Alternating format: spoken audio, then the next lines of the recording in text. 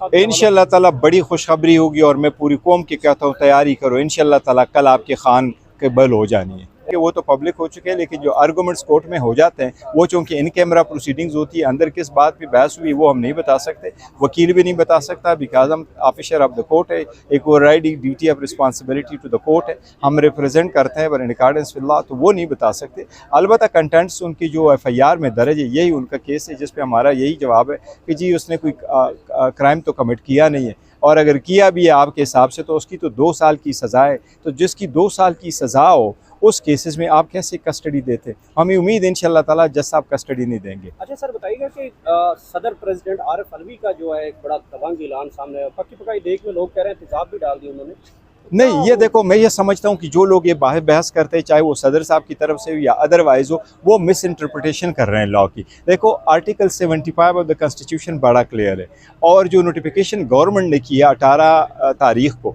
उस नोटिफिकेशन में भी ये नहीं लिखा है कि सदर साहब ने असेंट किया टू दिस बिल, क्योंकि जब नोटिफिकेशन हो जाता है तो उसमें लिखा जाता है assented to the bill by the president on such and such date. इसमें लिखा है deem to have been effected. वो डीम का मतलब ये है कि 10 दिन गुजरने के बाद गवर्नमेंट ने ये अज्यूम कर लिया कि ये लॉ बन गए। अब मैं आपको बताऊं कि ये जो आर्टिकल 75 है, इसके पहले वाले पोर्शन में ये ज़रूर लिखा है कि 10 दिन के अंदर जो प्रेसिडेंट है वो साइन करे।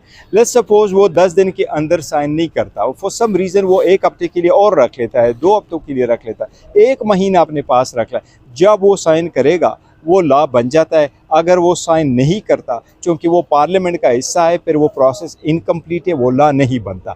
जो डीमिंग क्लास है वो है जब सदर साहब एक मरतबा वापस भेजे फॉर सम रीज़न और वो दोनों ईमानों से पास हो जाए तो फिर वापस आ जाए, तो वो डीम लॉ, ये डीमिंग क्लास नहीं है। मैं समझता हूँ ये एक आईनी और क़ानूनी बहस बन गई।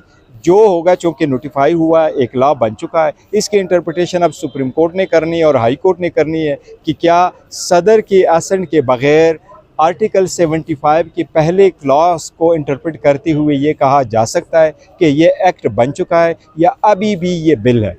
मैं समझता हूँ ये अभी भी बिल है। जो है वो कल का जो जमानत आपकी लगी हुई है उसके ऊपर बड़ी इस वक्त इंतज़ार में है, खुशखबरी आ रही है इमरान खान साहब। इंशाअल्लाह ताला बड़ी खुशखबरी होगी और मैं पूरी कौम की कहता हूँ तैयारी करो, इंशाअल्लाह ताला कल आपके खान के बल हो जानी है। Thank you so much. Thank you. हाँ।